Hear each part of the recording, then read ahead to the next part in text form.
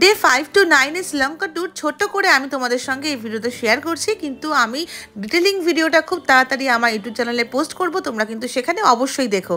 Day 5 এ আমরা চলে গেছিলাম এলাতে লিটল অ্যাডাম পিক বলে একটা জায়গা আছে, সেখানকার প্রাকৃতিক সৌন্দর্য অসাধারণ সুন্দর, চারপাশটা পাহাড় আর সবুজে সবুজ।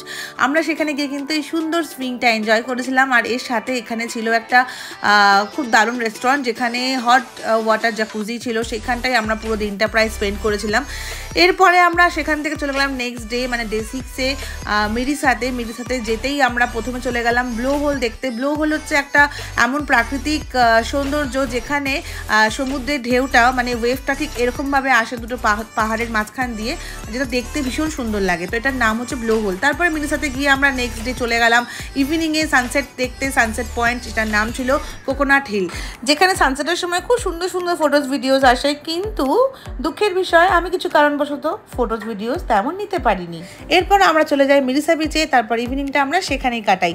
তারপর নেক্সট ডে মর্নিংয়ে আমরা হোটেল চেক আউট করে চলে যাই আমরা বেন্টোটা, আর বেন্টোটাতে গিয়ে আমরা গার্লে ডাচ ফোর্ট ভিজিট করি, মাধু রিভার সাফারি করি। এই মাধু রিভার কিন্তু আমাদের এখানকার যা সুন্দরবনের মতো ম্যানগ্রোভস দেখা যায় এখানে, এখানে অনেক পাখি আছে, অনেক ক্রোকোডাইলস আছে জলের ভেতরে। তো এই রিভার জার্নিটা আমাদের ভীষণ ভালো লেগেছিল। এরপর আমরা সেই নাইটটা বেন্টোয়াতে স্টে করি, আর নেক্সট দিন মর্নিংয়ে আমরা চেক আউট করে বেরিয়ে পড়ি নিগাম্বোর জন্য। নিগাম্বোতে যাওয়ার পথে আমরা কলম্বো সিটি ট্যুর করি, আর কলম্বোর তে যেগুলো স্পেশাল দেখার রয়েছে যেমন লোটাস টাওয়ার, দেন কিছু টেম্পলস রয়েছে, জেমস শপ রয়েছে, সেগুলো সব ভিজিট করি। কিছু জেমসও আমরা কিনি এখান থেকে, লোকাল মার্কেট ঘুরি। লোকাল মার্কেটে তেমন কিছু পাওয়া যায় না, যা হ্যান্ডক্রাফটের জিনিস পাওয়া যায় তা আমাদের ইন্ডিয়াতেও পাওয়া যায়, তো সেখান থেকে বেশি কিছু শপিং করিনি, আমি কেনার মধ্যে একটু জেমসই কিনেছিলাম।